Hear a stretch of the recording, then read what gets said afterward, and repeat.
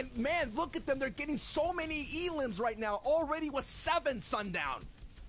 And there's plenty more on the board. They're also getting the placement points taking over top 4 with 9 players remaining. But all of a sudden, Clement is all alone. He's going to turn around and pick up CRR. It's going to be a 1v3. He finds a second right away. That was Mitro for the full confirm, but he goes down in third. Raxo up on the high ground, running it out now, and the challenge comes up from Kinzo, and he gets swatted down. Raxo and Gamma Gaming Cammy will close that one out. 9 eliminations and 34 points from the Victory Royale.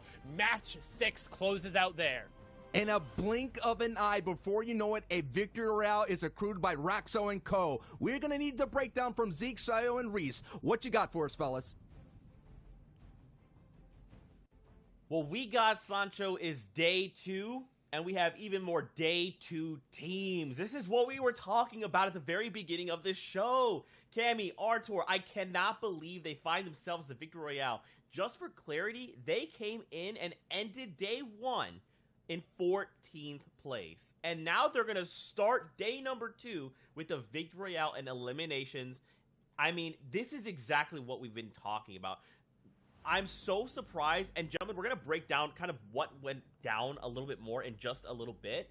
But remember, we've got the standings. We have these cumulative leaderboards. You've still got Mongrel, Mitro, and Tayson. They're far and away, even after that game, I mean, 40 points ahead? I don't know how they're doing this. It's like they didn't win that last game, but they did not lose it either. They got to survive all the way till the very end, and now they have an even bigger lead, Reese. 17-point match for them. Really, really nice. And obviously, like we've said, we need to keep this consistency up. They're already coming in strong on the first game of day 2, consistent as they were yesterday. We can see kind of Andalex not managed to get that many points, only 4. So they're still holding on to that second place spot. But, you know, they really want to be trying to bridge that gap between first and second. And so far, it's only gone a little bit further. Yeah, so our top 3 also switched up with Benji going down to 5th, and then we see another trio, Kinzel, Wolfies, and CRR get 3rd overall. This is what Zeke was talking about, though. Raxo, Cammy, and Artur, a Victory Royale. 14th place all the way now to 6th with 76 points. Wow, that's impressive. And, you know, to answer a little bit of Sancho's questions, how did they do it? They did it because they were popping off on low ground, being really, really consistent. They managed to keep that mobility for the end game, take height, and win the game that way. So really nice play from them, pushing them up from 14th all the way up to 6th. Yeah, and all the way from 6th down to 15th. There's been a few switch ups here and there. Nate, Rojo, and Bobo move all the way up to 11th from 15th from what we saw before. Cooler, Robabs, and Blackie are getting that Victory Royale, but are slightly teetering off now, dropping out of the top 10 place. And Paige, we'll see if they can bring it all the way back. Vettel, iDrop, and Stair6 also a trio to look out for that plays very consistently. And Falconly, Yaxo, and Skype, I love actually seeing their names now. It looks so clean in 15th place. 47 points, not too far behind the competition. Still very close for the top 15. You gotta love it. You gotta love it when you can read the names, it's clear, and you can find the players. I'd love it. And all the teams that you're seeing here between 16th and 20, you know, most of these guys are really struggling with that early and mid game, in particular with Storm Surge. You know, these guys in this grand finals kind of lobbies, going for Storm Surge tags is extremely difficult, and your strategy really needs to be down. Queasy Milan Chapix in 19th, coming out of Craggy, is really struggling with that right now. So hopefully they can figure out their strategy, get their points, and keep moving. I think we could chalk some of this up to just first game jitters, right? Like, we watched the top 3, except Mongrel, Mitchell, and Tayson, kind of fall a little earlier on than expected. But again, we've got 7 total games. We've got 6 more. It's okay, just first game jitters. Let's just test the waters. Okay, game 2. It's time to bring it. Let's go ahead and talk about what kind of transpired in this last game, as well as walk back through the Victory Royale. There's a couple key things that happened there that if you blinked, you missed it. Absolutely. Throughout the entire FNCS, we've been focusing on the top 8, the top 15. Now it's about the top 3, especially from day number 1 and how they looked. Mongrel, Mitro, and Tayson landing over at Stark Industries, one of the best POIs, and they had a very good game in day number 2. Some would say the best POI, but the second best POI, in my opinion. Over at Doom's Domain, we're checking in with what was our 3rd place team, which was Benji, Savage, and Lechi. They are contested similarly to the end few games of day 1 by the dual media trio, fighting off spawn every game now. Yep, and Reese, this is your pick over at Sweaty Sands. They're looking pretty strong as well. They're looking strong, and the Twitter was going wild about Sweaty Sands last night. They were talking about it heavily because it is a fantastic drop spot, but unfortunately they didn't seem to manage to perform out of it that day. Yeah, over here, we'll tune in with Tayson, Mitro, and Mongrel. The reason they find themselves in this low ground chaos is because Cammy, Artur, and Raxo saved all their shockwaves, saved their actual crash pads, took height in the 8th zone. These guys only had enough mats to sustain, not retake height, and they ended up falling. Here's Letchi, Benji, and Savage continuing that fight with a dual media trio over at Doom's domain. Letchi goes down. It's just Savage and Benji left in the end game. Yeah, it's just Savage and Benji left. They did what they could, but that fight took them way too long. They ended up being in the zone with 2 other trios in the 2nd zone, still in Doom's domain, made them rotate late, and that left them with horrible materials because they ended up getting focused in that endgame.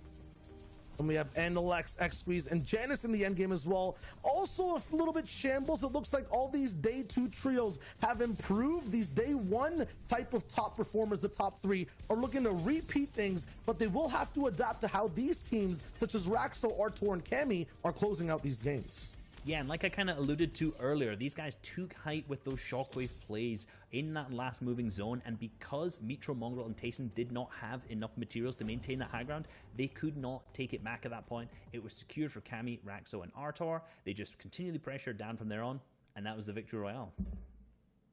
Man, I mean, again, first game jitters. We'll see. We got to see for the data from game number 2. The question is, though, is there going to be a new day 2 trio that will pop up like this one that we just watched, or will our first day trios show up? Well, let's find out as we jump back into game with our casters. Take it away.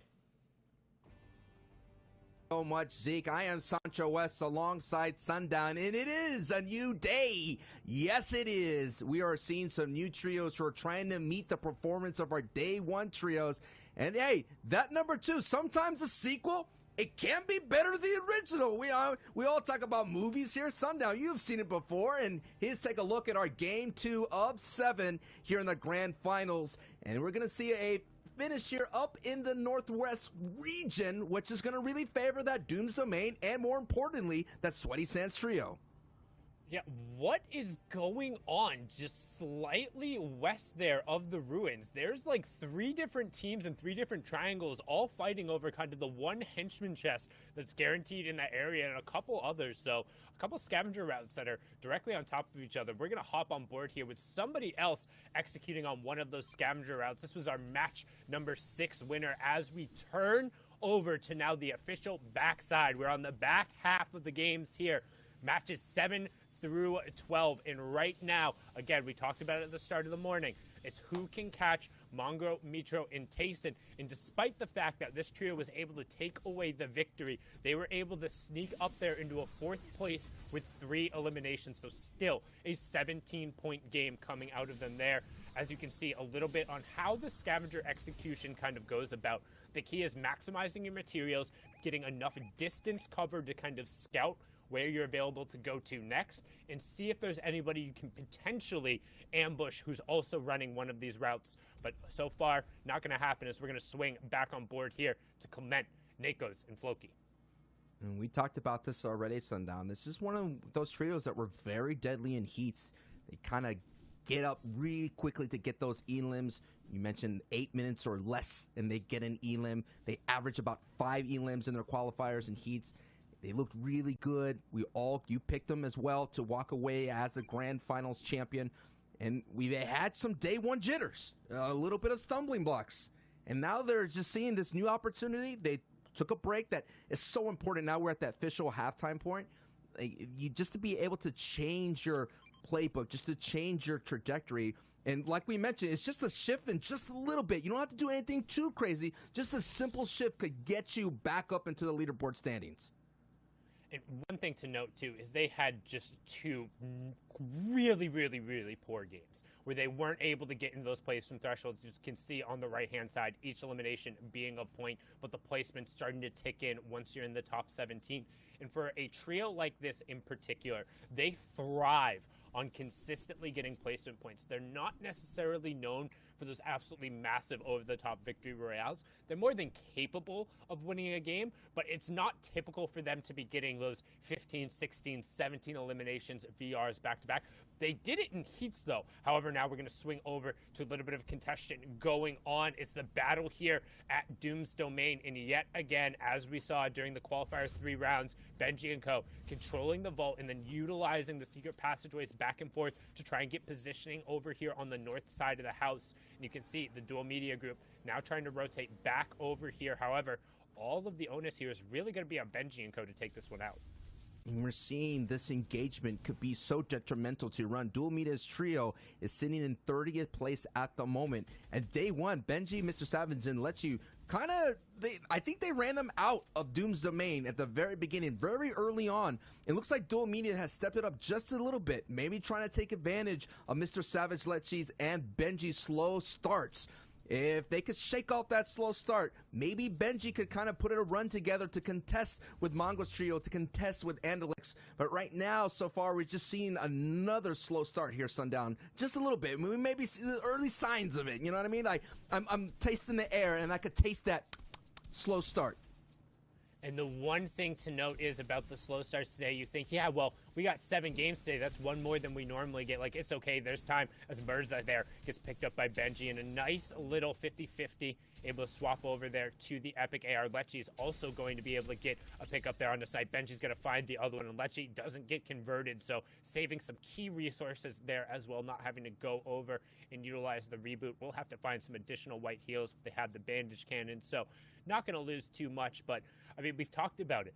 Everyone is playing catch-up to Tayson, Mitro, and Mongrel. And one slow game, they got 17 points last game. So all of a sudden, that difference at the top, specifically if you're Benji, Savage, and Lechi, you lost 12 points last game.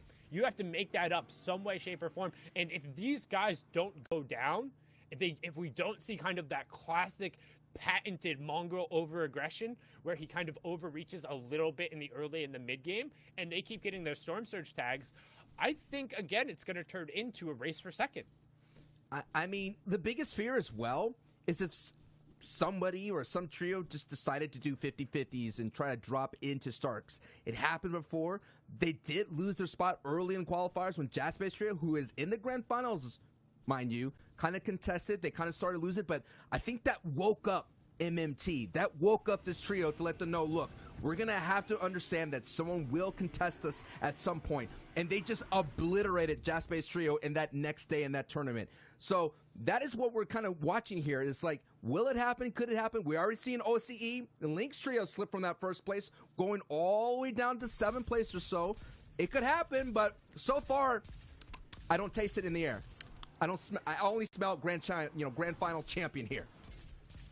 And that would be such a key kind of feather in these guys' caps. We talked about them being some of the strongest and best players in the world, and right now trying to put that on display, utilizing, again, we talked about this as well, the first shot accuracy from the Stark Industry Rifle and the high base damage of it, the fact that it still hits for 35 even at maximum range, and being able to convert on those 50 plus damage headshots, make it one of the strongest weapons. And particularly, I mean, everybody has seen the clip of Mongrel on the high ground with an infantry rifle. This is about the same. And you'll also notice too, they'll generally run in terms of the rifle choice. They'll have a burst rifle on Mitro, and then Tayson and Mongrel will pick up those Stark Industry Rifles. That way, when you're spraying a wall, you have the fast first shot accuracy from the Stark rifles, and then the 2-shot burst coming through on the burst AR. It gives them a bunch of pressure to hit trios behind their builds. We saw that stat of Indretta, Sapphic, and Mongrel having 15 plus elims, so they are slaying out. But what a metaphor. You see Mongrel's trio all decked out, swagged out, and whiplashes, and then you see everybody else in the back of the pack trying to catch up in the coop. That's the kind of race that we're talking about. Can the turtle catch the hare? And this hare has an extreme crazy start, and they're not going to be lazy like that story hare. They're not going to take a break. They're not going to eat. They're going to keep running at full speed. They're going to take their whiplashes and cross the finish line. The question is, can the people in the coops and the trucks, any kind of Fortnite vehicle, man, I'm going to take it all the way back to the board days and maybe the shopping cart days. Who's going to catch up to that whiplash trio? I don't know who that's going to be. Yeah, you can see those Mark 51s being so fast on rotation, but I will say the one thing that could end up potentially being a little bit of a stumbling block for the trio would be if they end up struggling with Storm Surge today. We've already seen in the first 2 games that first Storm Surge has been massive in a completely uncontested drop spot. If they aren't able to kind of get enough tags to get over the top, that could force them into kind of one of those classic mongrel over-aggressive situations. Right. As long as they avoid that, I think they'll be okay. Right? I think that done enough so far where they have the playmaking games that they're going to have at least 1 or 2 more solid games in that instance. As long as they don't have 1 or 2 absolutely ruinous games by Storm Surge, this should be good enough for them. But right now, we're going to hop on board with the pressure coming from iDrop straight into the box. Downs gets picked up there. No problem from iDrop 7. However, Sturstinks is going to eat a little bit of a problem there. He gets caught in a separate box, and all of a sudden, the 2v2 on the mark, you can see iDrop trying to push forward. They're going to try and get a little bit of a disengage, make sure they can get shields up, but a little bit of a slip up there from what is normally a very strong box-to-box trio. That was like an extreme push. I've never seen the 1, 2, 3 go, and everybody just box dive in with the AR spray and getting right inside as a trio. And then what ended up happening is they ran into that edit with the triangle edit, and one got caught, got hit right in the shins. You mentioned this in the EU side of things. You got to wear your shin guards, man. You got to pop them, or if not, someone's going to crack you, give you that slide tackle, and there's not going to be a referee to come out of nowhere and give you a red card to kick you out. You're going to have to do this on your own. Yeah, worst case scenario, you'll get a warning there in the form of one of your players dropping down, but the retaliation not going to result in anybody else being sent off. You can see Nems and Wave Doko rotating through the river, using that downstream current to try and get a little bit of speed, but iDrop being aware of that as well, getting good pressure onto him here, and actually looks like they're trying to kind of pick this fight 2v3. You see Storm Surge is ticking on. 20 players going to be impacted by that here in 1 minute and 45 seconds. iDrop trying to force his way into the box, but plenty of angles and pressure coming out from the other side. Super limited amount of materials here, down to only 17 builds. You can see that under his 1 elimination here as we wait for it to catch up, and you can see good pressure coming out from Nems. He is down the shield advantage, but he has his teammate providing some rifle support on both the angles there. You can see Jaganza and Joko just laying down shots for him. A little bit of spread out, though, if they are able to force in and get Nems situated. And they're going to use the harpoon gun straight in, and Nems is going to get picked off. A huge pickup there from iDrop and Vettel, but can they get out of the water? You're just seeing how great this trio is, but I think what's really affecting them as we're seeing them to try to capitalize and close out this trio is that essentially that change in drop spot is really hurting them. Look at their power weapons. It's not there. They're really doing this with green weapons and not having that firepower. Yes, you could be the most extreme trio that's going to fight hip to hip, but when you're not as strong as Monster was like to say, a 1.5 player that's walking around with an epic shotgun or legendary shotgun, it's just going to be so difficult for you to close out these fights. It's a matter of stamina, and you don't have the necessary stamina considering that you're basically going into these engagements in shambles, and already iDrop 7 goes down. Surstix is already out, and Vettel is literally on the green HP as Storm is going to overwatch them, and there it is. They get cleaned up, Sundown, and this is the same interesting that I was talking about Thomas HD, the change in drop spot. This trio of Vettel landed in Misty Meadows during their heats. Thomas HD landed in Dirty Docks. They made the switches, and they have yet to kind of find the right rotations out of those changes. We can see all the action going down as everyone trying to get above the Storm Surge special. But most important to the leaderboard there, we saw Andalex and Co. ended up having at least 2 of their players fall. So going to be forced into a 1v3 situation unless they can stick a revive. We're going to hop on board here. Nako's Clement and Floki sitting on 1 elim courtesy of Nako's vertical shockwave coming out. Pops him up into the air, but not going to really find anything. Going to be able to utilize his hard mats, just kind of drop back down. And you can see the elim feed lighting up, and the only thing that matters is we're not seeing Mitro, Mongrel, and Tayson on the right side of that feed. In fact, we saw them on the left side of that feed getting a knock, and right now, Vadil, Kylie, and Frostroki under pressure here from our top 4 French trio of Nakos, Floki, and Clement.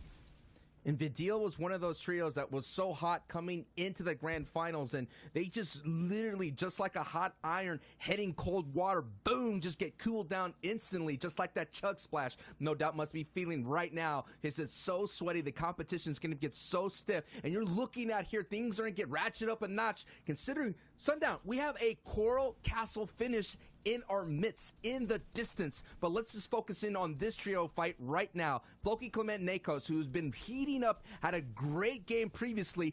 These are the fights that they had lose, because we saw them in day one where they had those bad game 2 and game 3. This cannot go. They have to go their way here. Yes, it's a nice knock on Vidil. Yeah, Floki actually just put Vidil in a blender there for a second, getting over to the side there. Kylie also going to end up dropping from a couple boxes away, getting a key siphon too over onto Nakos, who desperately needed the extra shield. They wanted that pickup. They know that Frostroki is still around here somewhere. They have the additional flopper, but keep an eye on the bottom right-hand corner. See all of those triangles who are already rotating the zone ahead of them, and with only one shockwave, it's going to be very dangerous for this trio to approach the outside. Still 66 players remaining. 25 trios, so continuing the trend of having a little bit of a denser lobby. However, thanks to those 3 eliminations, they're not going to have to worry about this tier 2 storm surge when it rears its head. Yeah, it feels great. They got the elims, but they're not yet in the placement threshold. We are about 8 trios going down before we can start doling out those points. And this is the things they're already overcoming these engagement obstacles, but they're not out of the water yet. There's still some stormy skies ahead of them. Nakos, Floki, and Clemento are making their way up the board slowly and surely, but they're going to need Nakos, Floki, and Clemento.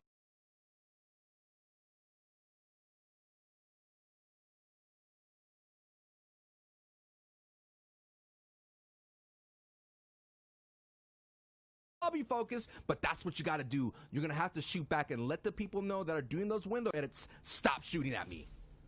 And one of the key things about this trio is their ability to get eliminations gives them the opportunity to climb up the leaderboard just a little bit more effectively. Again, we've talked about it in the games where they don't drop right away. They're one of the more aggressive trios, so their averages are brought down a little bit by those complete and utter goose egg games. When you take those out of consideration, they have a really good time, but forget what I'm saying right now, as the matter of importance is in the bottom right-hand corner. You see that white circle? That's the 4th safe zone. There's only 3 trios currently inside of it, so everyone else is going to begin a mad dash to just pack in on the southern side of that circle. The entirety of the lobby will be trying to squeeze into that area because everyone else is going to be coming from that side. Nobody wants to put themselves as the first ones out over water. It makes it so easy. You can see everyone going at once, just desperately swimming, hoping to avoid the fire at the top. And just look at the charge up the beach. Storming the beachhead comes EU. Oh my goodness, and we're seeing trios already going for height. Mongo, Mitro at height, and just behind them, looming in a distance, as Benzi trio. And they're kind of gambling in. If the circle goes their way and half in and half out, they're going to have a strong hold here. So Mongo, Mitro, and Tayson here are just now beaming any kind of salmon trying to swim upstream. And they're going to be that bear that's going to feed on this entire rotation here. And look at the congestion that you're seeing here. Everybody, like you mentioned, Sundown, all trying to get on the beach as much as possible and hold on tight. And already there's only one trio that's kind of sitting up there, that pink one, and Floki. Oh no! Floki goes down. That engagement that took up the time is influencing them. It's hurting them on this rotation, Sundown. And they're completely out there. Clement got picked up earlier. Nakos going down right afterward in the long rotation. The top 14, we talked about their ability to get eliminations, but at what cost? Apparently everything, as our number 1 trio sits high atop their perch, high atop the throne. They're first in the leaderboard. They're first right now in positioning here. Nakos gets a little bit of a gimme there as Dave, a.k.a. Rojo, will tick over, but one more player will drop and our Storm Surge will turn off. We have 19 trios left, so almost into the placement points, but yet again, up on the high ground, Mitro, Mongrel, and Tayson priority positioning. Our second place team still in the lobby, but they're going to have to be toppled at some point. The clock is against everyone else, as Janice and Andulex are also without a squeeze. They're in a duo. However, luckily for everyone, the lobby is pulling completely away from that, with the little side note that we are going all the way over the water. So expect A ton of utility to be burnt here with only 3 trios having priority. Split Splash, we are taking a bath here in this in-game. It's all going to be aquatic. It's all going to be chaotic. It's all going to be dangerous. But at the end, there's going to be someone that's going to have a victory royale. They're going to be soaked. They're going to be tired from all the sweat and all the water. But it's going to be a big game. Somebody could easily kind of bolt their way up their leaderboard. But if Mongo, Mitro, and Tayson, yes, they didn't get the victory royale. But Shayo said it best. They kind of got a mini victory just by staying up. And look at it. They're at height. This is going to be big considering everything's going to be over water. The low ground warriors are not going to have the ability to save their resources because they're going to have to build floors as well. Yeah, and we've talked about it too, the opportunities for when these trios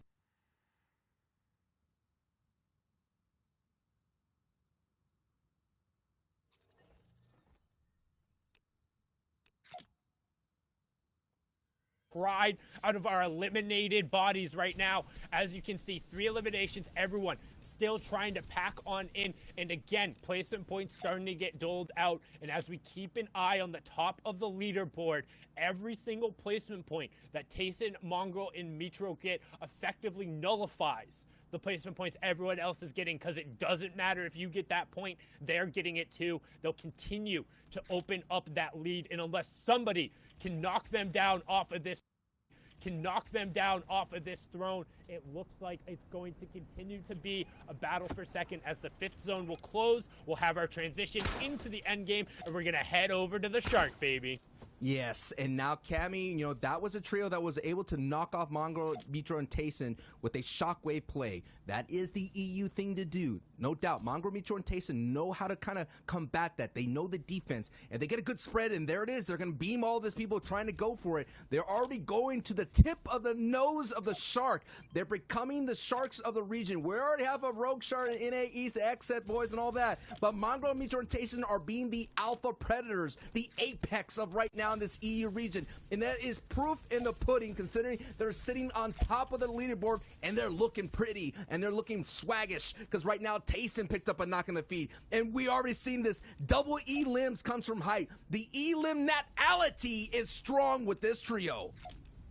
And you can see, have you ever just wanted a shark with a laser beam on top of its head? Well, this is the best you'll ever get. It's Mongrel up there with a legendary Stark infantry rifle, raining shots from above. We saw Savage go down in the feed. Lecty's going to pick up another Elim. Despite the fact that 17 players have dropped, not a single trio has gone down, so only 1 placement point doled out. And as I say that, they begin to tick over. Mongrel gets another elimination. 15 trios remaining, going to be forced over to the side. He's going to build back up. He needs to get over to the high ground and connect with this team, but they are doing a great job of executing this textbook high ground control, and it's going to be their match to close out. However, low on mats is Mongo, but he says, don't matter, don't care. I got the AR I need in the Stark Industry Rifle, and he finds another elimination. We have our top 20 players, top 11 trios. And it's going to go back over water again. And it all is up to Tayson, the in-game leader, to kind of lead Mongo and Mitro to the prime positioning with getting a knock on ZQ, getting them those angles that they need to send those beams down. We've already labeled these as one of the strongest players in the region with beams, and look at this, it's going to go off a waterfall, so the more elevation is going to go down and down. This is going to be crazy. This is intense. Coral Castle, and now we're going to take a peek just for a brief moment at what is going down in the chaos down below. We have the ultimate box fighter teams, Wolfie, CRR, and Kenzel sitting in 3rd place, trying to say, wait a minute, not so fast, Mongo. We are going to contest you, and we are going to have a chance to win, but it's going to require a huge effort to dethrone the Kings on top, Sundown. And we still need to see them go down. However, Janus on his feet, despite Andalex being up to the 2nd place team, at least still getting up to 5th. That's what the top trios do the best in the game. They manage to find a way to eke out these placement points. We've talked about it, that Europe has kind of been the run of the Lone Ranger of the final moments. And if there isn't a trio hip to hip, then there's an opportunity for the clutches to come through. But right now, on the low ground, you have one of the most dangerous trios who is hip to hip, as Hen Tyson will go down there. Deceptos following in his feet right away will signal the end of that trio. But Wolfies is at the back of the storm. But at the end of the day, the story of EU, time and time again, E11 Tyson, the Chapter 2 Season 3 solo winner, Liquid Mitro and Mongrel on the high ground running it out. It's a 3v2. They have 11 eliminations, and at this point, it is a battle for second. There is no way, unless there is a monumental ruin, that with the way this trio is playing so far, anybody will be able to catch them or repeat this performance, and this is why Mitro drops down. Tyson and Mongrel shooting fish in a literal barrel of the zone.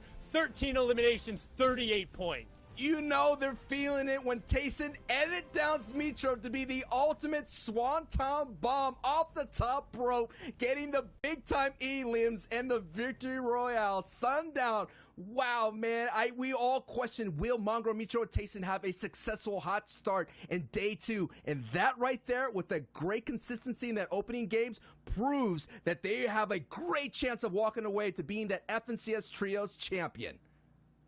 55 points through the first 2 games. This trio is averaging now just over 25 points a game. That's a victory royale with nothing else. This run is nuts, but we're going to send it on over to Zeke, Shio, and Reese to show us how good it really is. First game jitters, no. Thank you, Reese. Thank you. Number 1. Listen, first game jitters are gone. The trio cracks back. I can't believe it. And these guys did a perfect job of calling this out for us, right? Tyson being your solos invitational FNCS champion from Chapter 2 Season 3. Coming in, you've got the veterans, the pioneers, Mongrel and Mitro. You slam them all together, and we may very well be looking at the next FNCS Trios champions. Let's take a look at these leaderboards. Look at this lead, gentlemen. It is monstrous. 186 points to 122, and these guys have 3 victory royales. That's incredible, actually. 64 points in the lead. And you know, Mongrel and Mitro have been known as this really aggressive 2 players. Solo, duo, trio, squads, it doesn't matter. These guys are very, very aggressive. And you know, when they started teaming up with Tyson, I felt like it was a personal, fantastic choice because Tyson is very calm, collected, very keeps his own head, and he can IGL these guys into victory. And throughout the start of the FNCS, there was a lot of memes on social media about Tyson, you know, struggling to keep these 2 on their leash. But it seems like at this point, he's wrapped it all up, and these guys are just playing incredibly consistently. And we'll have much more to break down as to what they did in that last game. Pay attention to the 2nd and 3rd place, Kinzel and Exquisite's trio. These guys are now just 1 point beside each other. We'll see how their story kind of unfolds in these next few games and who gets to have that 2nd place slot. Over here from 6th all the way to 10th place, Benji, Savage, and Letchi finding some success with Elims in a few games, not making those end games completely. 85 points right now. Past that from 7th to 10th, it is just a 4-point game from Floris's trio all the way down to Teeks. Yeah, very, very close between the 6th and 10th. And, you know, we just talked about Benji's team there. They kind of have been struggling being contested off spawn, kind of similar to what we've seen during the qualifiers. You know, they'll win that fight, but it'll drag out way too long, and the rotations just aren't good because of that. So I don't know what the next plan is for the next few games today, but hopefully they can kind of figure that out. But moving on to our next page, 11th down to 15th, kind of the similar names that we've seen over the last 2 days on this page. Yeah, I was going to say that the top 15 is really kind of looking standard now. These guys have found their pacing. It's about improving even more now, taking every game as an individual moment, analyzing it, making the best decisions, and winning, just like we saw Mitro, Mongrel, and Tyson do in that last game. From 16th to 20th overall, we also have a few new names coming in and out, but at the same time, the same teams still on the page. We see Lanoof, Marine, and Jaspe on this page right now, 47 points, contesting that top team in first place. Hen, Deceptos, and Putrick finding some success here on day 2, but these guys will have to have great games to catch up to that top 5. Guys, this last game felt like a superhero movie, right? We had the shot of the waterfall. We had players trying to go up and down, and then finally the heroes find themselves basking in the sun at the end, being victorious. I mean, we very well could be looking at our next FNCS champions, but there's more that kind of happened here in the game. So I'm going to kick it over to you guys. Walk us through what you guys are seeing. Yeah, we'll have some big perspectives here earlier on in that end game from Mongrel and how these guys kind of learned from their last game, game number 1 of today, fixed their mistakes, and in game number 2, really played the zone very well to get that victory royale. You can see they're already on height at this point, but they claimed that during the 50-50 zone because they got the zone right on them from 4th. But these guys are good. They've already claimed a high ground position earlier on, so when they got that 5th zone, they could completely utilize that and keep height from there on out.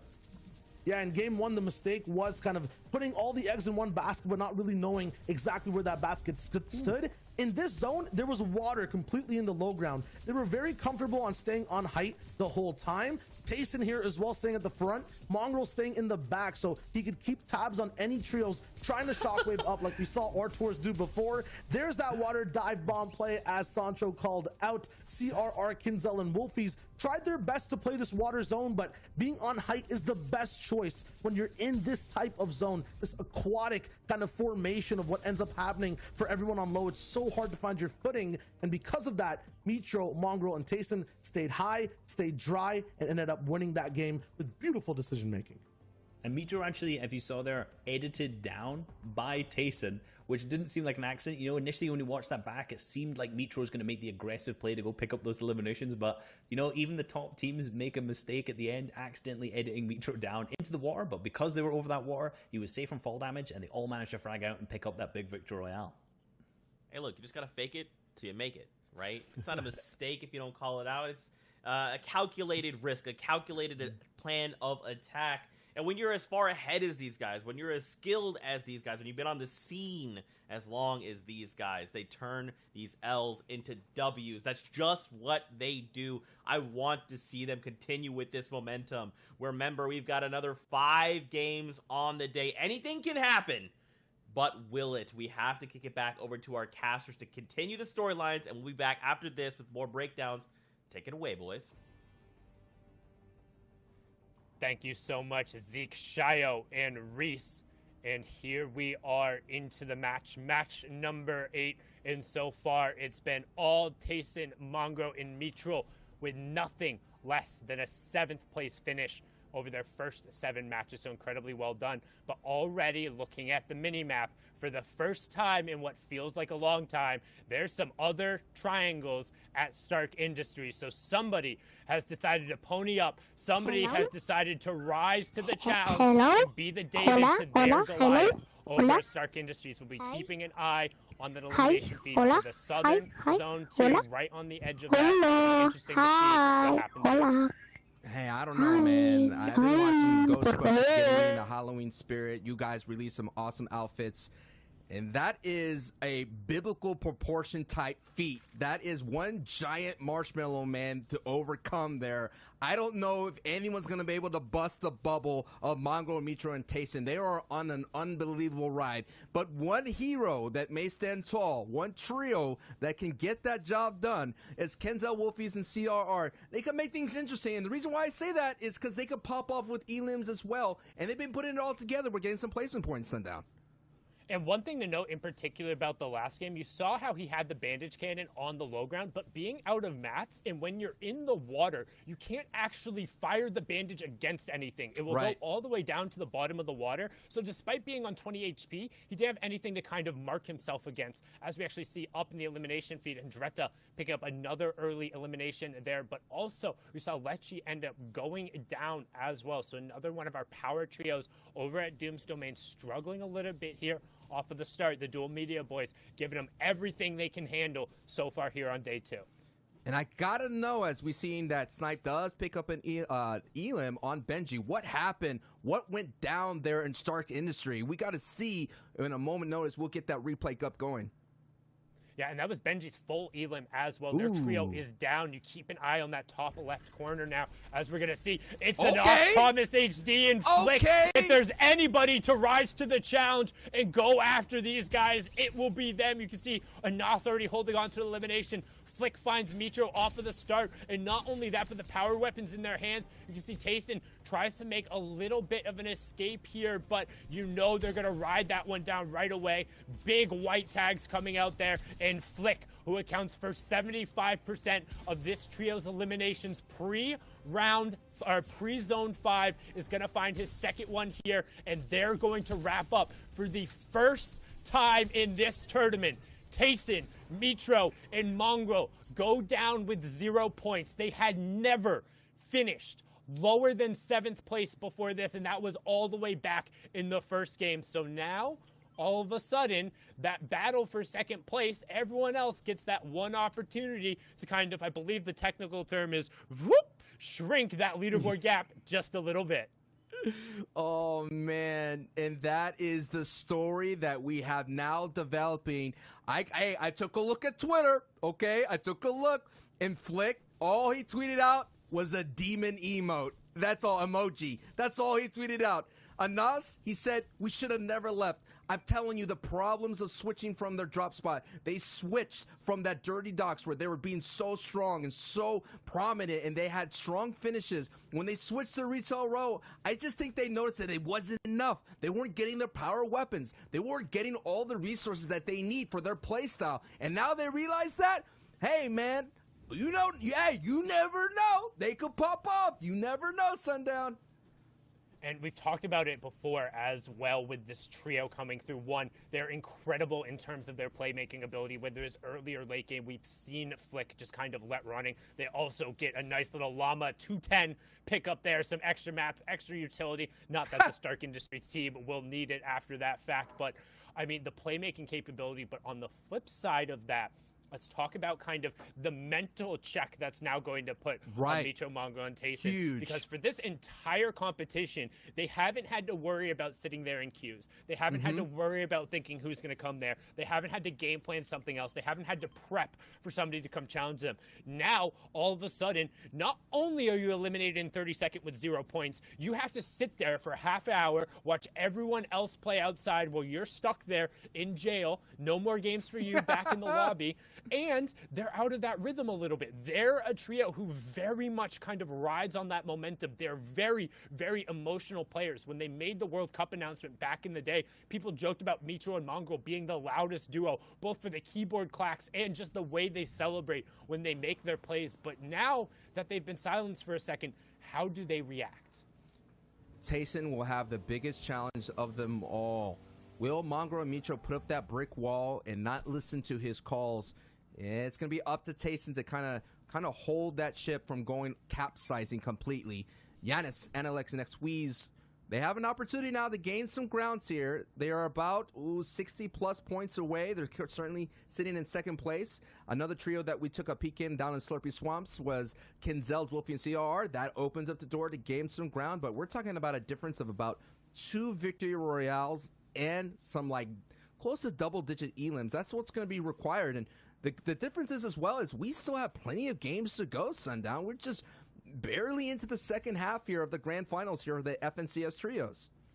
And it was starting to feel like it couldn't be overcome because of how consistent they were. There was no hope. There was nobody who wanted to rise up and be the ones to challenge there. However, we've kind of talked about it before. Like, Jaspe and Co., yes, they 50-50'd the chess, but they were relatively successful, and they turned a couple of those late games around. So especially if a top trio comes in with a game plan on how to take those fights, and they come in not necessarily fearing those three off of the bat, which they're one of the 3 players who can really genuinely say, like, yeah, let's go fight these guys and maybe come out better than 50-50.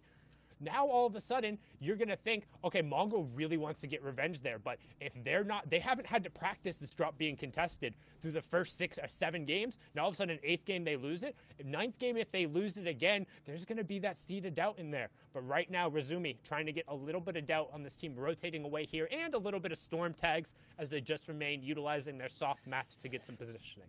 And Safik's trio here is looking for a good start here in day 2. Haven't gotten any points at the moment in 11th place.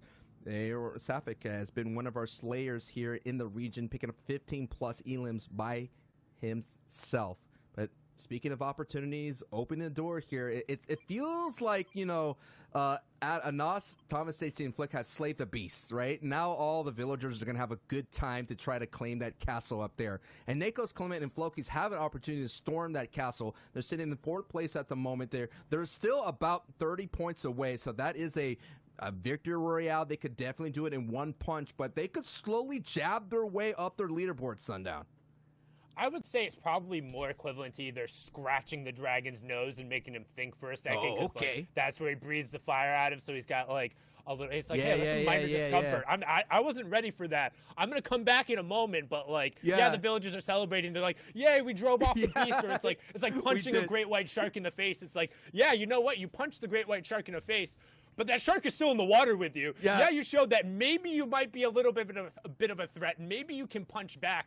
But he's still there. They still exist. And while they're going to be forced out for just a little second, one, Yep. who takes advantage of that opportunity? And two, what happens when that angry shark, that angry dragon, the poked bear decides to come back in the next match? But right now, we're going to keep on board here with the teams who will have an opportunity to close the gap, because realistically, going into the back 5 of these games, only really the teams in the top 4 or maybe the top 5 can statistically still kind of overtake this route, and it's going to take a large effort. As you see Clement going and doing every little thing right, making sure they maximize on the utility here, going all the way out and picking up that second big pot, and then going to rotate back up the zone. I know the Halloween party is over and all that spooky scariness, but I've always learned to double tap. You always got to double tap and make sure that monster is down. And that's what Flick, Thomas, and Nos, they're going to have to double tap that down if they're going to keep Mongrel's trio at bay. So, Mongrel trio is out. Now let's just focus in on who is in and who has the opportunity to go up the leaderboard. And if you're questioning anybody out there, like, why would Thomas and Nos and Flick do that? Because they're slipping down the leaderboard. They start off the day with 15th. They're going down to 17th. Having Stark, that strong POI in their back pocket now, could enable them to get up their leaderboard and secure themselves thousands of dollars. All of it is on the line. And people are going to say, oh, why would they go and grief the top trio like that? And to my response to that, are you crazy? Are you crazy? They're competing to try to be the absolute top mark. Yes. And if this is a trio who is more than capable of winning They games, are. especially when you see Thomas and Anas enabled with shockwaves, that's kind of what you really need to take away. They have to have a reliable way of getting the late game utility. That's how they've won their games. And if you can go Stark and guarantee that, yes, you have to fight one of the best teams in the entire game to get them. But if you want to win, you have to beat those guys anyway. And they finally said enough is enough. And if you're going to post your spot on Twitter, if you're going to talk about how you're so good at defending this spot, you better have a game plan and you better back it up. Because anybody has the opportunity to land anywhere. This is Fortnite Battle Royale. And if a team gives you a hard enough time, you need to game plan better and find a way to deal with it. And that is what we call preach right then and there, Sundown. Now we're on board here with the BDS, Robots. They got a victory royale here. They were able to have a very nice aggressive play. They kind of took the textbook of fighting on the low ground, doing really well, and they got a victory royale. So one of the few teams that have a victory royale, because Mongrel, Mitro, and Tayson have 3 victory royales.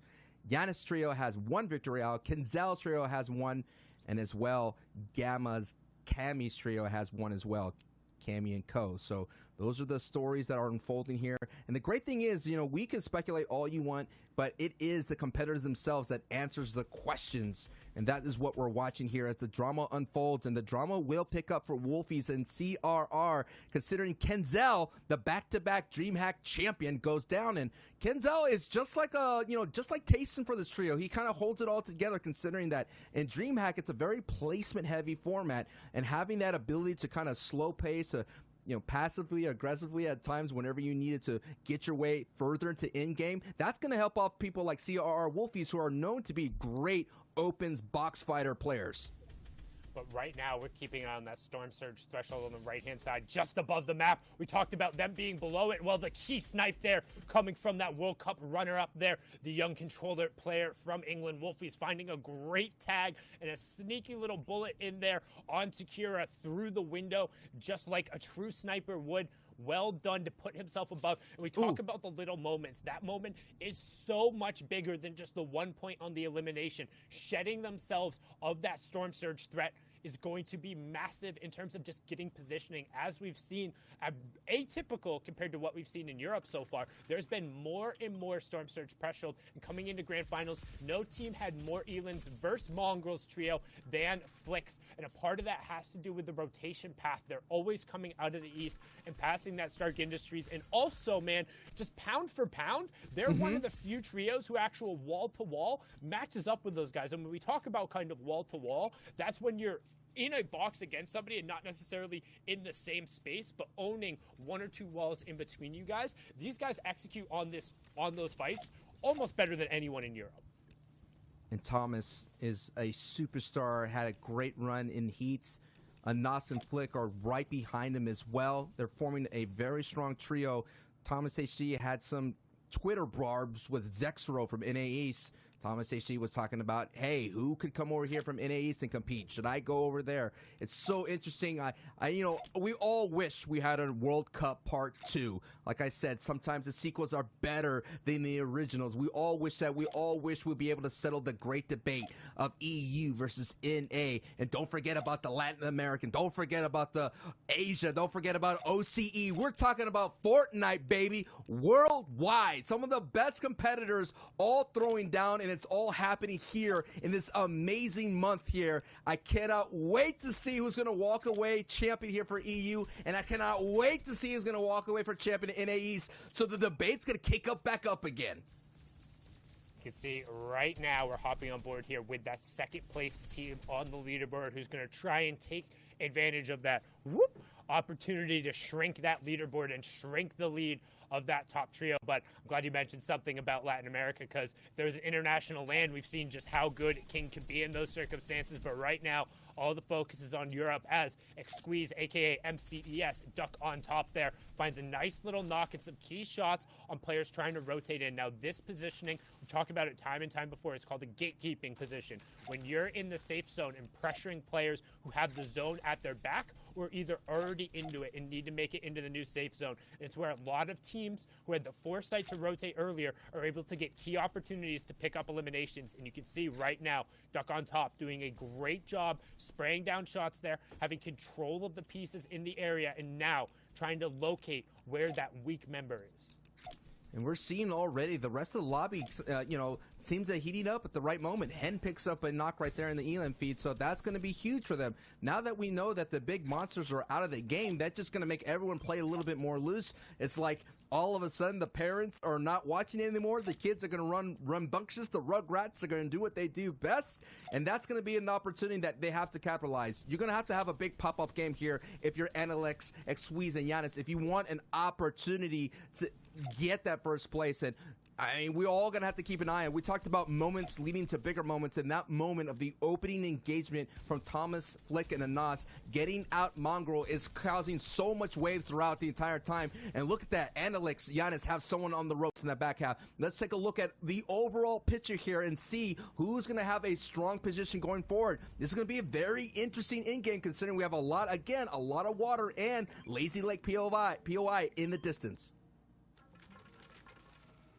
And right now, you can see Wolfie's CRR not having to move, just still perched up on top of the building. Lanouf, Moraine, Jaspe, the other team who had originally contested over at Stark Industries, but not brave enough to go over there in the grand finals, posted up. Getting a nice 360 view here. Shout out to the observers, by the way. They've done a great job catching all of the action and giving us some of these beautiful shots. So you see a nice little double ramp rush coming out from our second place team. That to me indicates that that fourth zone was revealed, and they're going to try and get priority over that entire western side, and a good push from them there. As we see Floki also pick up an elimination onto Swag. So the French trio continuing their tradition of picking up more elims than normal in the mid game, as Andalex in another one of those gatekeeping positions here, priority high zone. And I mean, the reason they're packed around the outside is that fourth circle. So we have half in, half out right after this. This is a strong gatekeeping opportunity. The only danger they risk is getting sniped returned, and that kind of return to sender type lethality is going to be so dangerous to deal with. But they're sitting good. They're covering angles, and someone kind of almost out of nowhere, kind of peekaboo, jack in the box, took a shotgun blast for Analyx and kind of woke him up for a brief moment.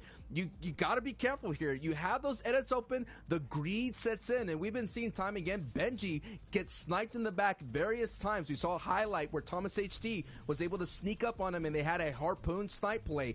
Hey, that greed could catch up to you. You have to be sure that you have all your angles covered before you move on. But look at this, Sundown, a max rotation pool, and this is going to be tough for Analyx, Giannis, and Squeeze, considering that there's a lot of people in their way for making this rotation. Yeah, and I'm not sure. Okay, I was just about to say, trying to see who has shockwaves on that side, because they're going to be using it right away. Because if you go too late, everyone else on that side will have already built up on the high ground and be turning around. So you need to kind of time it with other teams, so there's a plethora of targets going through the air, and you don't end up just getting swatted down like a clay pigeon. But right now, Squeeze and Andalex instead opting to stay up on their high ground, and they're going to pick up Patrick and Deceptos, leaving Hen all by himself there. We're also now rotating into the first round of placement points. 18 trios remaining, so one more will need to fall. Then every single trio that drops will be a singular point. Wolfies picks up a huge knock there onto Clement, indicating they're also making a rotation towards kind of that central zone. Everybody already posted up in Lazy Lake is more than happy and keeping an eye on the Elim feed. Janice gets knocked there as well. So our top four trios facing a little bit of adversity, but who's capitalizing on the opportunity right now? It's the team who took the situations by the horns. Thomas HD and Co. grabbing some Elims, but we're going to hop back on board here with Nate, Smash Dave, and Bobo, Exalti, our wild card team, trying to find some more rifle Elims on the side. Rojo's team going into the day or top 10. They kind of slipped a little bit there, and they're trying to find their footing in 12th place. This is a strong opportunity. You had basically the lowest of chances to get into the grand finals, and you were one of the ones that came out on top in a wild card finish. And they're just proving the point how strong the EU region is. The 33rd team is now sitting in a top 15 situation. Now we're going to kind of pull back. Let's take a look. We already know that actually Wolfie's spot get taken out by Flix Trio. So now we're going to take a look here as now the first 6 full rotating circle is revealed, and Exalti, Nate, and Rojo get that prime priority position. And that's the benefit of going early with the utility. They're going to be able to go before anybody else identifies the opportunity to. Keeping an eye on the top left, Thomas HD and Co. still rattling off the eliminations and making their push further up into the money, taking advantage of the opportunity they made for themselves. It's a breaching charge up the leaderboard, but right there, Bobo finding a great shot and good conversion onto Matzo that Rojo's going to be able to pick up. Hen still on his feet, trying to do it 1v3 style like he's used to. Steelix finding CRR in the feed as well, but Bobo just trying to find a little bit of room here on the low ground. Sees his teammates are a couple levels above him, should be looking to rejoin them, as now we're going to flip on over to the side of the zone, get a wide shot there to see everyone trying to rotate and get in front so they can then about face on the rest of the lobby. And our second place trio is still up on their feet, but it's just in a duo form, as Floki is also going to get knocked. It's all going to be on Nakos now for our 4th place trio, as the first placement points will take over. Every trio up, beginning 1 point, but still 40 players remaining, 9 of which are under Storm Surge. Our 4th place trio going down. 2nd place trio also getting knocked here, as Nate, Dave, and Bobo are continuing to just be on the front priority of the zone. Hen doing his best solo ranger impression, picking up another knock, but right now all about priority, as these guys are going to begin to find picks.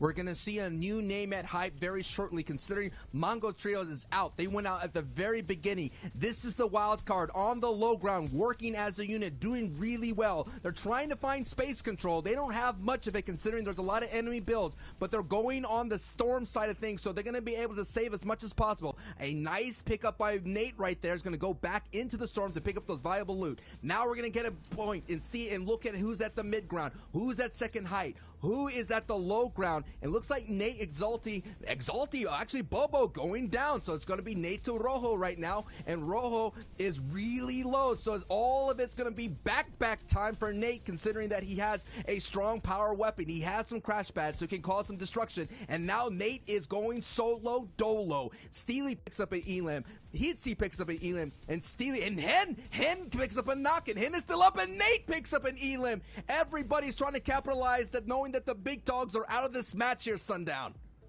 And Hen finally going down the solo run into the top 10, but Nate says, I'm Mr. Solo Dolo himself. Crash pad up on the high ground, gets Antarak, and we saw SLQ had a brilliant kind of tactical performance yesterday, hiding in the tree there for their second place. So some high ground control, but again, textbook from the top down. When they're given the power position, they're taking advantage and trying to storm up the leaderboard. Thomas HD flicking it off on the high ground and nothing to do now. And Sweeze is out, so that is the second place team going down, getting eliminated. This is Thomas and Anas and Flick's world to be able to bolt themselves up their leaderboard. This is the strong opportunity to do so. They already have, look at that, double-digit elims, 11 elims. This is going to be such a strong game from this trio, and now we're in a top 4 situation. And Flick, Anas, and Thomas HG has initiated the spread, the split, the deadly split that a trio could initiate and rack up a lot of elims and cause disruption. And Flick has those crash pads as well. He's going to be able to throw them down and cause more disruption on the low ground. But I want to see them execute and close out this game. Too many times during the qualifiers, they'll be in this position and it'll slip away in the final moment. And if they want to put themselves in the money, if they want to unseat Mitro, Mongol, and Tayson all the way, not just from the landing spot, but from a miraculous run and unseat them at the top, they have to get all the elims in the victory run out. Nos finding Flois in the side. Thomas making sure he's all the way up on height and he has a shockwave to also throw down on the low ground. Gonna continue with the crash pads, sends up Anas, but Flick goes down. They're gonna put the heals onto Thomas, and then Anas is gonna go down and try and close out the match. Challenge comes up, but a big 75 tag coming through. Here's the thing, Anas is down 1v3, but the tick is gonna end up coming over. Centric is in the zone, he has the healing pads, and Thomas HD clutches it up there. Well done, Louis, going down in 15 eliminations. That was awesome. Unbelievable. It is grand finals. It is hype. We are going to need a leaderboard check. Zeke, Shio, and Reese, what you got for us? I'm sorry. Did Thomas just full send it with no builds in that final moment? The confidence to say, look, I'm going over the edge here, and I'm walking away with the victory royale. Thomas, listen, okay? These are the plays. I cannot believe it. Also, the casters talked about it. This trio swapping it up, saying Mongrel, Mitro, Tayson, no longer.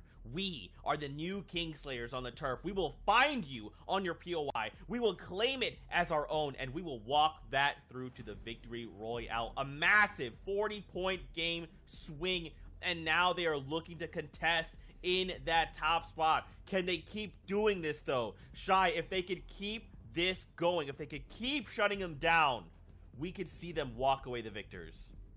It'll have to be a repeated time loop every single game, though. They'll have to come to bargain over and over again, because right now the top 5 is looking exactly the same. You have no changes here at all. What I'm very interested to see, though, is where that put Flick, Anas, and Thomas HD. These guys really were not performing. They were down at 17th, and up to their own standards, these guys are definitely a top 5 team. However, where's this put them? And here's our answer. 6th place after that. So that's moved them up 11 spots on the leaderboard, just from one victory royale with 15 eliminations. Another team that we've seen moving up here there was Nate, Bobo, and Exalti there as well, down in 10th.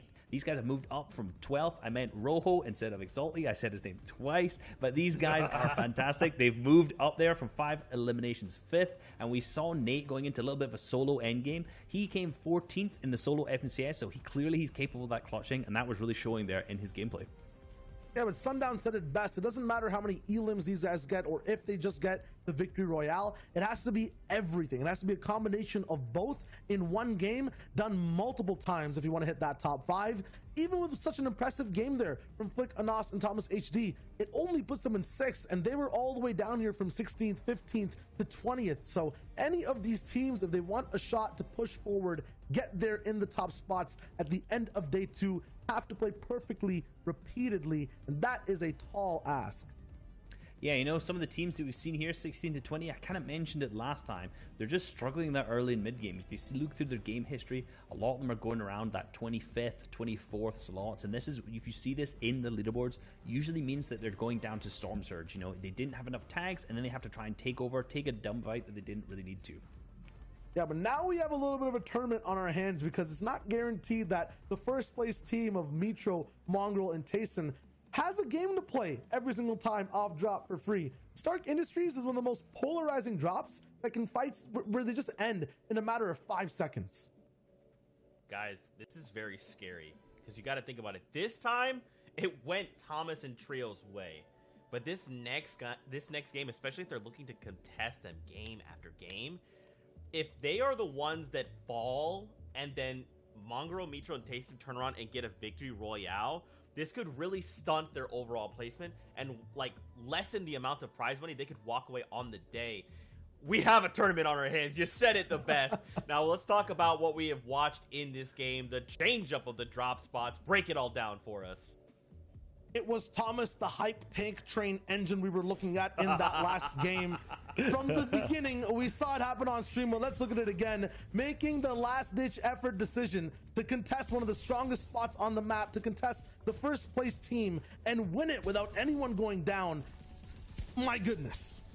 And you know, Anas tweeted that they were going to be landing here for every single event once the place was actually initially put into the game. And they didn't. We've just seen Anas on Twitter retweet it saying we're landing here, and this was clearly forthcoming of that because they landed and they popped off big time. Yep, when they continued it all the way to endgame, a dominant showing of just staying on height, a clutch crash pad to make sure Thomas HD got that bandage cannon. Then he had position. He goes for a super shockwave. He gets mid-air shots down. That Stark energy rifle you can only really get at those drop ships, but at the same time also at Stark Industries. That's where they landed. They got the win. Flick went down. It's all good. They had complete trust in their last man who was clutching all the way towards the top. It was Thomas's show at the very end of the game, but it was this trio just playing so well and making the best decisions to keep their tournament dream alive. It looked like there was some baby oil on the low ground there because so many teams all just fell at the exact same time going down. But Thomas HD, you can see the huge shockwave up there, and using the Stark rifle, kind of like Shio mentioned there, has really good accuracy from the hip fire. So while he's shockwaving, he's going to be able to hit those shots like that and pick up that big victory royale easily. I just can't believe it. Just watching it back, it's like, dude, the confidence that Thomas has, and we were kind of talking right before we came back. It's like, Thomas, you've been in this situation before. You know what you need to do. And he's just so comfortable. For him, it looks so effortless because in these times, he knows he can clutch. There's no fear. It's just, we're going. We're going to walk forward. We're going to find the victory out, and we're going to push ourselves closer and closer up to the top. I am so excited that this could be happening. I'm very scared to watch these trios fight it out again because, again, it may not go the same way. It may be very different. But we'll have to see. Fortnite fam, we're going to go to a break. When we return, the final 4 games and inevitably our new FNCS Trios champions. We'll see you guys in 5 minutes. Come back. You won't want to miss it.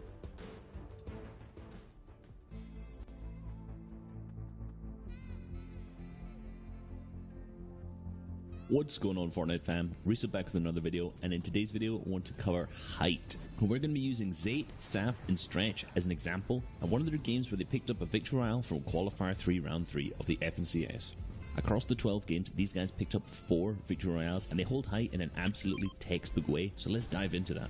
Firstly, just for super basic, Height is when you're on the very highest layer of the moving zones in endgame. And this is powerful for many reasons. Firstly, because you use the least amount of materials to traverse the moving zones, you have a ton of angles on players to shoot down on, you have the best opportunities for healing, and you only need to worry about players below you, so you don't have to cover your left, right, and above, which you'll have to on low and mid-ground layers. I like to categorize the art of playing high ground into two separate categories: claiming and maintaining. Claiming high ground does not start in the end game, it starts much earlier in the mid game, and in this game in particular, Zayt, Saf and Stretch try to claim the high ground as early as the third zone. You can see them take up a large amount of space horizontally here, with Zayt and Saf building over onto another area so they have two separate points of high ground. Later on in the game, when the fourth zone appears, they're not actually inside of this zone, so they wait late until other players have already built up there, and then they all shockwave over and claim the high ground there.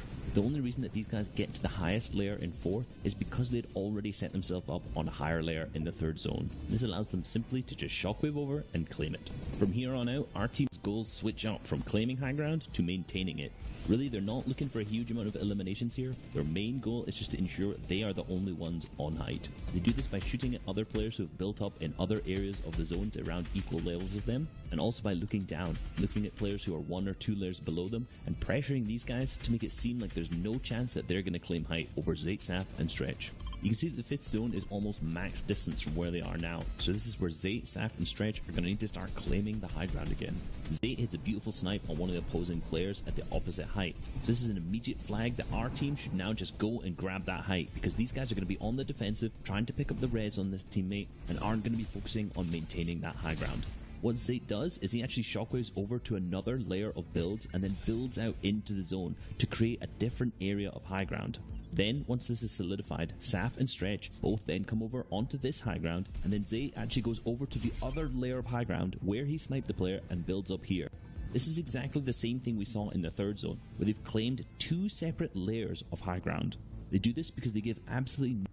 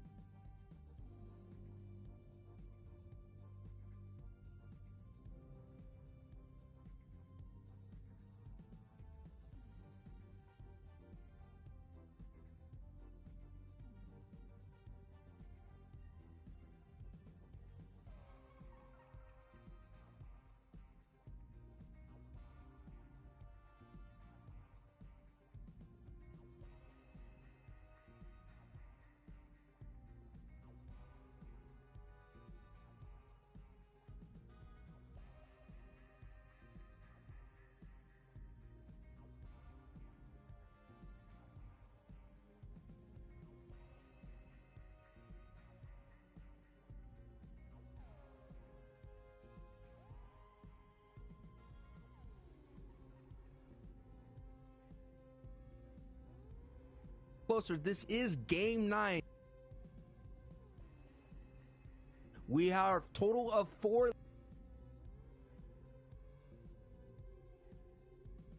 A lot of teams now going for those home run dingers. They're going for those, I guess, mid-pitch shots towards goal at the moment, going all for nothing, because that is what we have here. Everything has to be put on the line. So that's why you're seeing this. Now the question is Mongrel Mitro Tayson alive?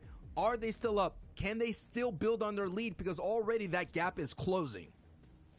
And one thing here in particular as well, if you do get eliminated early, I guarantee you need to have somebody going back, doing your homework, and finding a secondary spot, because there's only so many games where you're going to be comfortable taking this type of pressure. It happens every single time up on the leaderboard, and now swinging over, we see Mitro and Tayson on their feet, 2 elims in Tayson's hand, but time and time again, we have talked about it.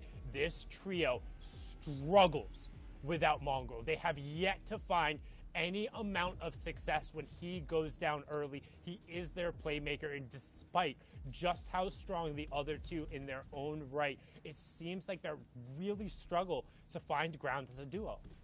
It's so interesting to see this change of drop spots. I mean, the biggest areas of drop spots fights has been Retail, Misty, Steamy, Lazy, and Dooms. And so essentially throughout this entire grand finals, I mean, Stark's Industry has been chill. You know, chill vibes all around as Hen picks up a confirmation in the elim feed. So Hen is now finding his footing. Hen, another rising star in the EU side from Become Legends. Now, Tayson and Mitro, their main objective, you may say, is, of course, get Mongrel back, reboot him back from the reboot van, but it goes beyond just having him back. He is their ultimate closer. He has the most elims in this grand final. He is such a dangerous player, and together as a trio, you've been seeing the results, and that is why they're on top of the board here with 186 points going into this match. And one of the key things they're doing right now, knowing they already have the 2 eliminations, and also compared to every other game, this is so much of a sparser game. 78 players, 77 players remaining, when before in these situations we've seen upwards of 91. They're hanging out in the side of the zone. They know there's more than enough bandages, more than enough med kits. They have a bandage bazooka as well. They're just trying to hang out and wait for this reboot van, knowing that the priority is, if they have the card, getting Mongrel back on his feet. It is the only thing that matters, because their potential for picking up points goes up so incredibly high. And here comes the play. And notice how they waited until the zone was pulling 2, so everyone else left. They have excess white heals. They're going to try and get as much through. This is an incredibly intelligent play, because if they had gone and done the reboot beforehand, the other teams who are still there, who are still hanging out, or waiting for this top trio to leave, would have heard that sound and effectively would have been a dinner bell. This is the ultimate mental check.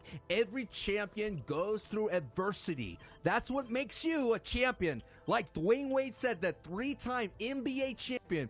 Fall 7 times, get up 8. So it's now in time for Mongrel, Mitro, and Tayson to stand back up and let the EU region know, yeah, you could send out your tweets, you could come and contest, but the ultimate tweet that's going to echo in eternity is that screenshot of you being on top of the leaderboard, saying that you are the FNCS Trios champion. And that is what's on the line for this trio. And a good job. We talked about it. Hey, they might not be getting out of here with all the spoils, but they got 2 points. They're not going to be under threat of the initial storm surge, and Mongrel is on his feet.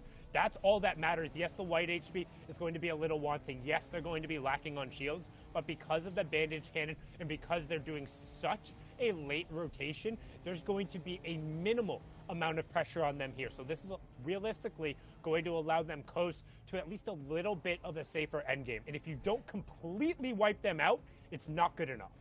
It kind of reminds me of the World Series here in the 2020 over here in the States. I know this is an EU region broadcast. In that World Series, the Dodgers, the Los Angeles Dodgers, went on to win the whole thing. They were mostly known as a home run hitting team, but then they started playing small ball, going for singles, doubles, triples to accrue their runs. So now it's going to be a small ball game for Mongrel, Mitro, and Tayson. They cannot go for that big home run with that big old, according to Twitter now, Starks equals victory royale. It's not going to be that simple for them. But like I said, a champion's ride is going to go through some troubles. Now, a champion going through troubles is Benji, Lecce, and Savage, who have not yet to kind of hold on to their day in day 2. But it could happen right here. Benji with a big time 200 back to back. And now they know Benji's here to fight. And Benji's able to clutch it up solo style. But man, clutching up this early in the game all the way to end game, that's going to be a huge story to tell for Benji. That is a huge ask, but if anybody can step up to that plate, it's him, and he's going to get the pick, know he's clear of Storm Surge, and then just get out of dodge, knowing that rotating past him would have taken him past Andelix, Squeeze, and Janice there. So instead, going to move towards the north side, try and find the little bit of a more sparse, a little bit of a safer rotation, finds a big pot in there as well. So his loadout not looking awful, and he's got plenty of excess utility. So, I mean, he's set up for... And that was it just 2 slurpfish hanging around there? Hey, I mean, sometimes you just walk around and you vulture your way and you get some nice loot. Sometimes, you know, Lady Luck is on your side. And now that's what's going to be required for Benji. As you can see, there's a dangerous trio looming in the distance. This is their second place team in the grand finals. Is Analexianus and Xweez still really super behind here. We're talking about 40 plus points behind our first place of Mongrel, Mitro, and Tayson. And you know, their work that they did, they conditioned this leaderboard, Sundown, and all they have to do, you mentioned it time and time again, is just be on your feet, rack up those placement points. You already are going to be safe because you don't have to deal with Storm Surge, because you did have a very contested drop, as we saw there for that brief moment. And now, you know what? When you're on top of the board this way, the rest of the E region, they don't want to be embarrassed. They don't want to walk around that someone was able just to put triple digits on them easily. They don't want that. You have a target on your back now, and the question is, how are you going to respond to that? And the one thing to note in particular, too, is their inability to capitalize on the one opportunity they got while getting the placement points and while getting some eliminations. It's not quite enough because Mongrel and Co. have 17 more eliminations than the next closest trio. These guys are still fragging out. They have 41 elims. They're the second highest, and they have a 7.2 placement. But the fact that Mongrel, Mitro, and Tayson are beating them in both of those categories, with the most important aspect being those 3 victory royales. Every single one of those victory royales is just a base plus 5 points. So from the victory royales alone, that's plus 15. The difference in elimination gives them plus 17. And then they also have a better average placement score coming through there. So you have to find a huge performance on top of them going down. And again, with 4 matches left, it's still possible, but every single match that passes makes it more and more unlikely and more likely that everyone else is fighting for second. And at the same time, you have Kinzel, Wolfies, and CRR who are right behind you. They're very close to upend your ride here and get into second place. Every placement here matters. We're talking about thousands and thousands of dollars of prize pool money on the line, and that is what's at stake for all the other trios. We kind of joked, we kind of say, hey, Mongrel and Mitro and Tayson statistically are so far ahead. It's just a battle for second and third. But now that we're seeing that the EU region is stepping up, they're now landing at start, multiple trios. The question is, can Tayson lead Mongrel and Mitro to a better pasture when it comes to these kind of contestations, as now we see Tayson now trying to get a snipe in, and look at them, they're still being aggressive. Granted, they just left Shambles Town. They're still trying to do their best to enter that champion's row. I'm very questionable about drawing any attention to yourself right now. I know, We've seen it's they dangerous. don't have excess shields. You're making a rotation through the open, but they say, Sundown, don't you know who we are? We feel comfortable with the lead. We feel like we need a refresher here. Let's go box to box. We're some of the best in the world here. Mongrel providing the support there with the burst rifle, as Tayson leading the charge there, the E11 player, straight into the box. Forget box to box. He's inside the box. Mitro knocks Smudge. Pricolino goes down, and in the blink of an eye, 23 teams to 22 teams, well above Storm Surge. But we talked about calling attention to yourself, and what happens? They were able to get the mats, but now it's going to be on Mongrel to hold off the lobby focus, and everyone should know that's them. There was no other action. They should be pouring the shots in. Tayson is down. Mongrel is down. Mitro, no shields and just the white HP to his name. You would assume that everyone would just be pouring in the bullets right now and not giving him an opportunity. They need to capitalize on this, and there it is down they go. 21st for Mongo, Micho, and Tayson. They get 6 points, but again, that door that looked pretty firmly shut, deadbolted and had a lock on it. Well, maybe there's a little bit of light. Maybe there's a gap, but the question is, who will step up? That totally reminded me of that scene with Mean Girls with Regina George, where all of a sudden everyone realized Regina George was on the ropes and everyone uprises against Regina George, and that's right there. All of a sudden the lobby folks just decided, enough, Mongo, Mitro, Tayson, enough. We're going to put you in your place for the time being. But, hey, that place is on top, man. They're still feeling good. There's still another ultimate mental check for them to deal with, and Kenzel has a lot to deal with. Kenzel now has to be solo, the back-to-back DreamHack champion, which was a solo tournament. That was an amazing ride, and Kenzel getting that signature victory on his resume showed the world, showed the EU region that he is a strong player. He's going to have a strong performance right here already. Benji with the biggest ask. Now we have Kenzel with the biggest ask. Now you can see he's currently sitting in 3rd place, but if anybody's able to make a play like this into a 50-50 by himself. Oh, too big to ask. And now we're on to the next trio as he gets beamed out of the sky. The bouncer shockwave not executed well enough. He says, how tall do you have to be to ride the ride? Well, regardless, the 2-time DreamHack champion swatted it down there. So we're going to hop on over to another trio who's looking to capitalize on the opportunity. We have Gamer Origin, Deceptos, Become Legends, Hens, and Navi Patrick. Again, we've kind of talked about it a little bit. Hen has really been the fulcrum for this team. He's been the playmaker, and if they're able to keep him on his feet, they have plenty of opportunities to make a splash. The issue is they struggle in concluding their mid-game fights quickly, and they only seem to really win in the games when they're winning really hard and don't have the ability to kind of tilt that in their favor that often. And if you're not able to kind of minimize the RNG and manipulate circumstances into your favor, it becomes difficult. However, every once in a while, things are going to pull your way, just like they now have priority positioning on their zone and not a team in the way. As I say that, the rotation begins coming out, and you know what? They said, everyone hop in the sedan, we're going for a ride. And just to show you what kind of ride that you could have with a pop-off game right here, right now, Thomas Eshi and Nas and Flick were able to go from 15th place all the way to 6th place with that strong finish in the Victory Royale. Hen, Deceptos, Patrick are now sitting in that 15th place. Can this be that pop-off game that they're looking for? Making that vehicle rotation is so dangerous, but Hen, Patrick, and Deceptos, their game plan is to go for height with a really aggressive retake. So, yes, they're currently sitting really close to low ground, but watch them as you're seeing on the top. Deceptos leading the charge, tunneling, tarping his way, and now you're going to have Hen and Patrick that kind of be looking in the backside of things. Patrick most likely is going to be the support player, but Hen is the one that's going to be the most damage as a fragger.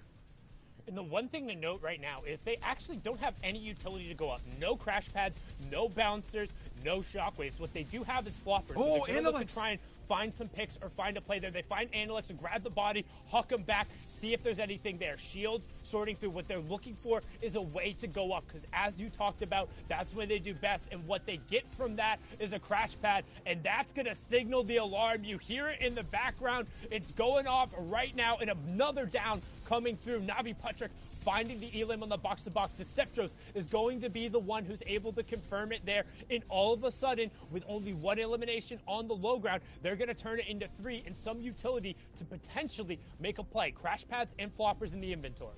And man, and what some great space control on this layer, and the EU region wanted the smoke, and now the fire is ablaze, considering that Mongo, Mitro, and Tayson are out. Who is going to stand tall after all the ashes are done? That is the question to ask. And Hen, Patrick, and Deceptos, we've all been waiting. We've all been wondering, where are they? They had such a strong performance in heats, and Hen on your bottom left picks up a knock right there with some double beam, triple beam support from the rest of his trio mates. And now Hen, he's not done yet. Just like a machine, he's going to turn his attention to the backside of the storm. Very strong trio performance as we are now in the top 11. So placement points will be doled out. And here we go. They're going to try to make a move. And be careful, though, because height could kind of beam down on them, because considering that they're very close to second from height. And this is what it's all about. Players taking opportunity and rocketing themselves up the leaderboard. A huge pump there in the bottom left-hand screen. That's the one you want to keep your eye on. That's Hen with the floppers, with the shockwaves. He found Another it in a pick. one. He found another one. The backside of the zone plays. The young Englishman who's been on fire since the Cash Cup win on his birthday is trying to catch a dub here on the largest stage possible and take themselves from 15th back into contention, just like Thomas HD and co. But Deceptos goes down. That's generally his partner in crime, so Patrick is going to have to do. But look who's still in the lobby. Thomas HD's name in that elimination feed. They're capitalizing on the opportunity and making plays for themselves. We're going to hop back on board here with Hen. 11 players remaining, 9 players remaining, 4 trios left as Thomas gets a nice double there to continue their push towards the top. High ground though, Munch just raining down shots. We have Hen in the bottom right, Thomas in the top right. These are two of the best playmakers in the game as Hen finds another one. Shockwave's about to come out. It's all up to Hen as he goes for height. Doesn't find it there, but still has the floppers. Thomas also looking for his own room. Can either of them solo clutch up against the trio on high ground? That's been the theme of Europe, and here we go. And Thomas gets another elim. Thomas has the ability to do it. With 9 elims, it is a possibility. Hands 2 on height. solo players. Oh my goodness, Hen's on height. The trio is now between the sandwich right now of Thomas HD and Hen. Hen is raining down some fire, and they're going to go down into the arms He of has no Thomas build. HD. Hen and Thomas pick up elims. No build for Siphon. Hen. This is an opportunity! An opportunity! Yes! What a Hen play! clutches up and gets Thomas HD and Munch! Oh my goodness, Hen! What a way to close this out, and Sundown is speechless! And that was sick. We've talked about how good he is, how him and Thomas are the fulcrum. Well, the two of the best individual clutchers in the final moments there, going back to back, punch for punch, shot for shot, elimination for elimination, but in the end, Hen walks away, and that's now twice in a row. We've seen the 15th place team rocket themselves up the leaderboard with a victory royale. And that's all you want, man. That's all you want is a chance, is an opportunity to represent your trio. We are getting close to the end, and we are going to need a monster breakdown and a leaderboard check from Zeke, Shao, and Reese. Analyst S, what you got for us?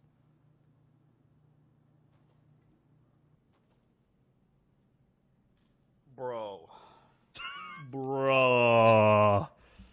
Day 2 of EU. Y'all bringing the heat right now. Oh my gosh. I'm just shocked. Like, Bringing the hype. Bringing the hype. Hen, first of all, I love that Sundown specifically yelled out the moment that Hen took this game into his hands. He literally goes for height. He drops a person that's chilling in the circle safe, and he just holds there for a moment. The minute he picks up the siphon, he's like, okay, no one else. I've got the lay of the land. I'm just going for it. You'll love to see it. Now, we have to take a look at the overall standings because the story is still Mongrel, Mitro, and Tayson. I don't know how they're doing this, how they're pulling this off, but look at this lead. It's a lead that's shortening every single game based on what we're seeing over and over. This game, 21st place, they had 6 elims, so they made it work, and we'll break down how and why in just a moment. But look at some of the new names on this page. Flick, Anas, Thomas HD, 4th place, 45 elims, a victory royale, and 121 points. And how does this sound for Flick, Anas, and Thomas HD? Last game, 15 elims, victory royale. Now, 3rd with 13 eliminations. So they've just, I think they've tripled their points in 2 games coming up, and they've jumped up the leaderboard to 4th. And now look, only 3 points away from Kinzel, Wolfie, CRR in 3rd. So they're almost jumping up again into 3rd place from this play. And on your kind of whiteboard, it says hype. It's for me just shock. And for these guys, the word is hunger. They want to get that top spot. They're climbing from the depths, the pits of these leaderboards. Right behind them, too, look now. And Deceptos Putrick in 7th place. They were in the top 15 before. Benji Savage lets you have to fall because some trios need to be moved down as others move up. Floki, Clement, and Nakos are still here, though, in 8th, trying to survive with all this chaos and pandemonium going on around them in EU. Usually we talk about the 6th to 10th page, and we're like, hey, you know what? Some of these names are the same. We're just seeing kind of consistent gameplay, and it's changing around every now and then. But this is just, it's all over the place. Teams are having huge pop-off games. They're moving left, right, and center, and this is the kind of excitement we really want from a grand finals. I mean, it's just ridiculous to think that Mongrel, Mutual, and Tayson are like slowly like climbing this mountain. And every single game, there's a new trio that is grabbing onto their packs and saying, no, not yet. Can they close this gap? We only have 3 games left. With performances like this, it can literally happen in the last game. Like, it's crazy to think as well, they swapped up their drop spots 2 games ago. And this is the result. These are the results we're seeing. Yeah, and we were shocked about... Oh, yeah, go for it, because this is Retail Row. I know, Retail Row. We've looked at this. This has been absolute pandemonium over in Retail Row. There's 4 teams landing here now. Just for a memory check, there was no one landing there since Flick, Anas, and Thomas HD left. People saw it, and they decided, hey, let's all go there at once. And there's 4 teams at Starks too. You just saw Mitro and Mongrel trying to land, look up, and dip off. They go towards the garage, took a car to Retail Row after the fact, and there were more fights here for Strokey, Vidil, and Kylie in Retail Row. So if you notice, this team for Strokey, Kylie, and Vidil were not one of the teams who landed here originally. So he had 4 teams that landed here, and then this is the team that landed in Lazy Lake. They said, hey, we need Storm Surge tags. Where is everyone? And apparently every single team has landed in Retail Row, so that's where they went to fight and get some Storm Surge tags. After all the chaos in the early game and end game, it was pandemonium with Hen, a force of darkness on height, with a sick clutch, a trio in the midst with Thomas HD down below getting elims too. We have literally just the most 2 insane clutch players playing the end game, a trio that just got dismembered over there at the end portion of the game too. Hen with the beautiful timing and play to get up top, get the win. We would need like 6 different packages to break that game down on how many things changed and what ended up happening in this game of EU. With so many games left, this is just going to keep happening, right? Starks, it's no longer free. Mongrel, Mitro, Tayson, what are you guys going to do? How are you going to respond? Thomas HD, are you guys going to keep the ball rolling? Is there going to be some other trio that shows up and says, look, we're putting our name in the ring. We want some of this action. Guys, this is everything I could have asked for and more out of the Heats. My biggest question is, can Mongrel, Mitra, and Tayson hold on? Can they keep the ball rolling? I think they can, but it all started with Flick, Anas, and Thomas HD inspiring the whole region to just take a risk, take a chance, and go for different drops. I'm wondering what else is affected around the map. In all honesty, I just want to see 8 teams land there now. That's what's the like. Surely that's the natural next step. We've seen 3, and then we've seen teams in Retail Row landed there. Let's just all go start for this next game. Let's give us a good package to something to talk about, something crazy. The story is like insane, you know? It's like, okay, Thomas rallies the entire lobby. If Mongrel, Mitchell, and Tayson win, then they defeated the entire lobby trying to contest it. Otherwise, you're looking at Thomas HD's trio, and it's like they pulled off the unthinkable. It could go either way, Fortnite fam. And we're coming down here to the last handful of games. We gotta kick it back over to our casters. We gotta keep the action going, the momentum going forward. We hope you're enjoying all the action. For now, though, let's dip back onto the battle bus. We got Sundown and Sancho to take us in. Thank you so much, gentlemen, as we've loaded on in, and this is match number 10 in total. We have 3 more to go today, and then we'll crown our FNCS Chapter 2 Season 4 European champions. They'll be walking away with the axe. You can already see decent amount of spread going on here. Some triangles over at Stark, so there's definitely going to be a contention going on, but otherwise there's a decent spread of teams. However, it feels like there's a couple more people also lurking on those out route kind of paths just outside of Stark, as we're going to swing on over with our match 9 winners, Hen, Deceptos, and Patrick. And what a great performance from Hen, the clutch factor that he has, coming 15th place going into that match, getting the clutch victory royale as a solo, got them to 7th place. That is going to be huge, and that is thousands of dollars of pop-off game potential right then and there. And we've been talking about it the entire time. We've been asking, when is Hen and Deceptos Patrick going to pop off? They had so many great pop-offs in heats. They kind of surprised everyone by strong performance. I believe in one of their heats or qualifiers, they had like 3 victory royales. They look super strong going into the grand finals. And unfortunately, it took them a while to get their footing here. And finally, what a big way to get that foot through the door here. And having an opportunity to at least get into the top 3 now, considering that if they get another pop-off game, Sundown, it's possible that they could get it right up in there really easy. Yes, so far, the story of day 2 has been the fact Mongrel, Mitro, and Tayson opened up big, and then all of a sudden, everyone had enough. They're like, why are we so scared of them? They haven't had fights this whole time. Let's go see what's going on. As actually, we're going to swing way away from start here. Mongrel and Tayson out in the middle of nowhere. So this is something I kind of wanted to talk about a little bit. Having a secondary drop spot, having somewhere to go when you are contested, whether it's a scavenger route or being able to go game plan somewhere else. It looks like a call was made. However, that call might come to bite them in the heel as Tayson gets picked up by himself. Mongrel forced to rift away without a shotgun, no excess heals, just a shockwave, attack SMG, an AR, and a prayer that he doesn't draw any attention as him and Mitro are going to be forced out and into a really rough scavenger route.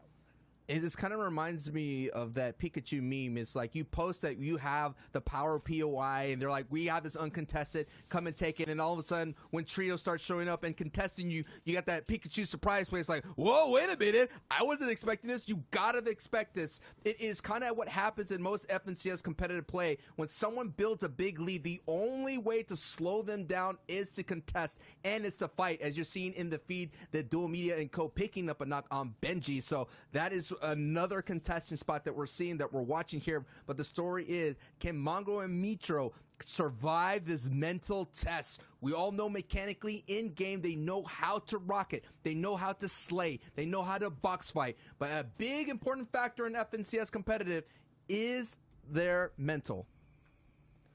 The mental is what matters so incredibly much, but we've seen before that as long as Mongrel is on his feet, he's going to be capable. However, they're forced to rift out, and you saw the shakedown come through as well, so there's going to be absolutely no opportunity to get Tayson back here. He's going to be forced into a backseat coaching role. And now, again, Mongrel is desperately looking for any form of shockwave before he gets caught into a fight. But Blaster Alpha and Nikov, the ones who got the elimination are Tayson, they see red in their eyes. They see that first place. And if you're not ready to defend yourself, you're going to go down quick. Mongrel gets picked up, shakedown onto him. It's the one time he's been bullied so far. The last 3 games feel like they're getting to him a little bit now as Mitro shaking down, and he's going to be running away, trying to avoid going down here in 31st, but AR shots from both sides. Matzo Amplify and ADN on top of Ruins doing what they do best, looking for those AR tags, and it seems like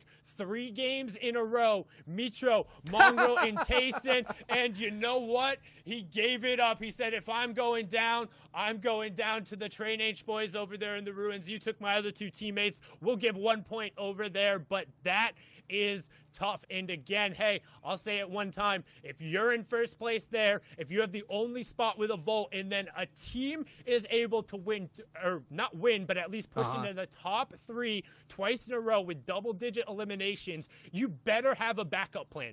All you need at this point from that top trio is 1 good game, and nobody else will be able to catch you. You need to keep a little bit of pressure. You cannot crumble in the final moments. And it seems like that might be that horror story from Season X, the MMB trio, where they dominated from wire to wire and then came up short in the final moments. Oh, man, you just gave me goosebumps, man. It's like you're telling a spooky tale. We're all sitting around a campfire, and you're like, let me tell you the tale of what went down in Season X. So it just shows you that the outer POI teams are very strong teams. It's a very dense talent pool out there,